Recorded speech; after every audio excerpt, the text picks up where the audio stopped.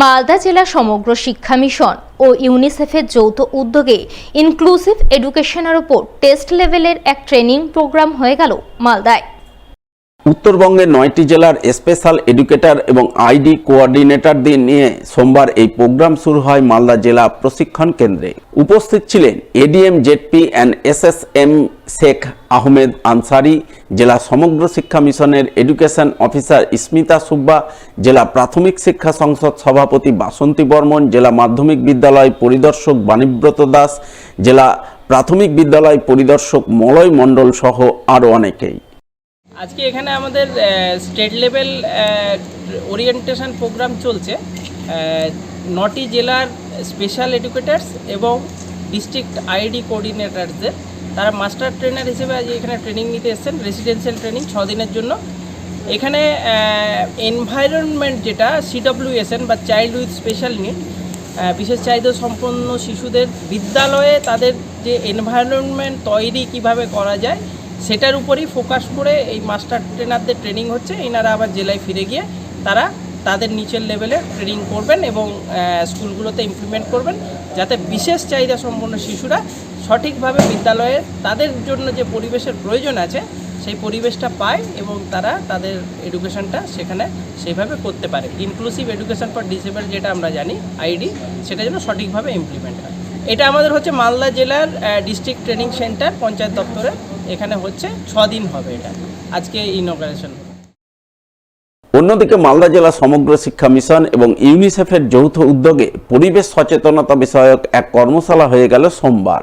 এদিন এই কর্মশালা অনুষ্ঠিত হয় মালদার ইংরেজবাজার ব্লকের শোভানগর হাই স্কুলে। উপস্থিত ছিলেন জেলা শিক্ষা আধিকারিক, জেলা মাধ্যমিক ও প্রাথমিক বিদ্যালয় পরিদর্শক, জেলা প্রাথমিক শিক্ষা সংসদ সভাপতি সহ আরও অনেকেই।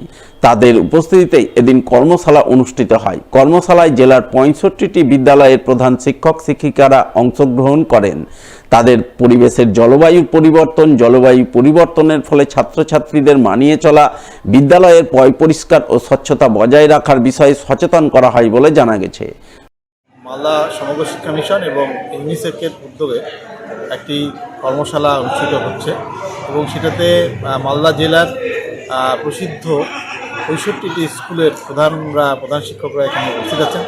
আর এই প্রোগ্রামটি ছিল ওয়াশ কর্মসূচির উপর। ওয়াশ মানে water and sanitation and health, এই বিষয়ের উপর স্কুলগুলি কীভাবে নিজেদের বিদ্যালয়কে পরিবেশ বান্ধব গড়ে তুলবে এবং কীভাবে আগামী দিনের ভবিষ্যৎ জলবায়ু পরিবর্তনের সঙ্গে সঙ্গে স্কুল নিজেদেরকে মানিয়ে ফেলবে, জলবায়ু পরিবর্তনকে সঙ্গে ছাত্রছাত্রীদের মধ্যে কীভাবে সচেতন করা যায় এবং এই জলবায়ু পরিবর্তনের প্রভাবকে কাজে লাগিয়ে এবং কীভাবে বিভিন্নভাবে বর্জ্য পদার্থ, বাথরুম মানে শৌচাগার ইত্যাদি পরিষ্কার পরিচ্ছন্নতা এবং বিদ্যালয়ের সুন্দর জায়গা, এই নিয়ে আছে কর্মশালা। সারাদিনের 65টি স্কুল এসছে এবং একটা এক্সপোজার ভিজিটের মতন এখানে হচ্ছে। এলাকায় রয়েছে পিএইচই পাম্প, রয়েছে ট্যাপ, কিন্তু ট্যাপে জল আসছে না প্রায় বছর দেড়েক ধরে। যার দরুন পানীয় জল পেতে চরম সমস্যায় পড়ছেন এলাকার সাধারণ মানুষ, যা নিয়ে ক্ষোভ বাড়ছে গ্রামবাসীদের মধ্যে। ঘটনা মালদার ইংরেজবাজার ব্লকের নরহাট্টা অঞ্চলের যোধগোপাল গ্রামের। গ্রামবাসীদের অভিযোগ, তাদের এলাকায় দীর্ঘদিন আগেই পিএইচির পাম্প হাউস রয়েছে। সেই পাম্প থেকে জল ছাড়া হতো। এলাকায় ট্যাপে নিয়মিত জল আসতো, কিন্তু বছর দেড়েক ধরে সেই পাম্প বিকল হয়ে রয়েছে। এরপর পিএইচির তরফে জল জীবন জল মিশন প্রকল্পে বাড়ি বাড়ি পানীয় জল পরিষেবা পৌঁছে দিতে এলাকায় নতুন করে পাম্প বসে, পাইপলাইনের কাজ হয়, কিন্তু সেই কাজ এখনও সম্পূর্ণ হয়নি। জায়গায় জায়গায় কাজ চলছে এখনও, ফলে চালু হয়নি পিএইচির পানীয় জল পরিষেবা, যার দরুন চরম সমস্যায় পড়েছেন এলাকার সাধারণ মানুষ। অনেকেই বাধ্য হয়ে নদীর জল এনে যাবতীয় কাজ করছেন, এমনকি সেই জল পানীয় জল হিসাবেও ব্যবহার করছেন, জানিয়ে ক্ষোভের সুর চড়ছে গ্রামবাসীদের মধ্যে। মোটামুটি আপনার 1.5 বছর হয়ে গেল এই পাম্পটা বন্ধ ছিল, খারাপ হওয়ার পরে বন্ধ ছিল। এবার অফিসার এসে বলে গেল যে আপনাদের জলের অসুবিধা হবে না, কয়েকদিনের মধ্যে জলটা চালু করে দিবি। এইরকম করে বলে ওই গেছে, এখনও আর আসেনি, এইরকম পড়েই আছে। তাহলে আমরা কী করবো? ওই নদীর জল বাহন করে ধুয়ে জলটা ব্যবহার করা যাচ্ছে, ওতে রান্না ওতে সবই কিছু করা যায় আমাদের। ওরা কখন আসে যায়, কখন কে জানে। ওরা আসলো, দেখে শুনে কী করে চলে যায়, কিন্তু এখনও কোনো ব্যবস্থা হয়নি। এরকম সব মার্শাল গেড়ে চলে গেছে, আসে পড়ে। আমাদের জলের প্রচুর অসুবিধা এখানে। 1.5 বছর থেকে পাচ্ছি না জল। যখন ট্যাঙ্কি খারাপ হয়ে গেল তো ম্যাডাম আসলো, তো ম্যাডামকে বললাম কি জল কবে পাবো? তো ম্যাডাম বলছে 6 মাসের হয়ে যাবে ভালো। তো ম্যাডাম আসলো, বোর্ডিং গেড়ে গেলো, আর কারো পত্তা নাই এখন। তবে আমরা নদীর জল এনে এনে খাচ্ছি বাড়িতে, ওইটাই ব্যবহার করছি, ছেলে মেয়েকে চান করাচ্ছি, ওইটা জলেই সব কিছু করছি। আমরা জল চাই। 1.5 বছর থেকে আমরা জল পাচ্ছি না। ওরা কখনো আসে না আসে সেটাও ঠিকঠাক আমরা জানি না। আমাদের জলের অসুবিধা হচ্ছে, আমরা জলটা নদী থেকে আনছি, নদীর জল ব্যবহার করছি। এখন আমরা চাইছি, আমরা তো জল পাচ্ছি না, জল কবে পাবো? কবে পেলে আমরা তাড়াতাড়ি পাবো, ভালো হবে।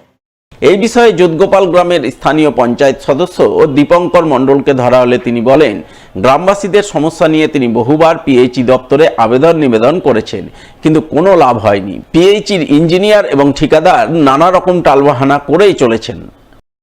জল পাওয়া নিয়ে সমস্যা আছে, জলের কাজ চলছে, ঠিক আছে, পিএইচই নতুন করছে, চলছে, কিন্তু যে কন্ট্রাক্টর আর যে ইঞ্জিনিয়ার আছে কথা বলেছি, ওরা আজকে কালকে প্রত্যেক দিন করছে।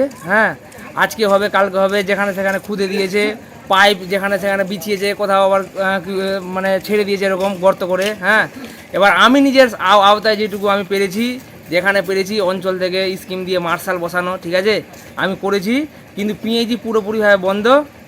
মানুষজন জলের খুব সমস্যা, প্রতিদিন আমার বাড়ি আসে, কিন্তু আমার পক্ষে তো পিএইচই পুরোপুরি ঠিক করা তো আমার পক্ষে সম্ভব না। এবার মেন হচ্ছে কন্ট্রাক্টর আর ইঞ্জিনিয়ারের ব্যাপার। আমি ওদের যথেষ্ট রিকোয়েস্ট করছি, কিন্তু ওরা আমার কথাতে কোনো গুরুত্ব দিচ্ছে না। হ্যাঁ, আমি এটুকুই, আর আমি কি বলবো। 1-1.5 বছর আগে থেকে কাজ নাকি চলছে, এখনও 1-1.5 বছর থেকে কাজ এভাবে পড়েই আছে।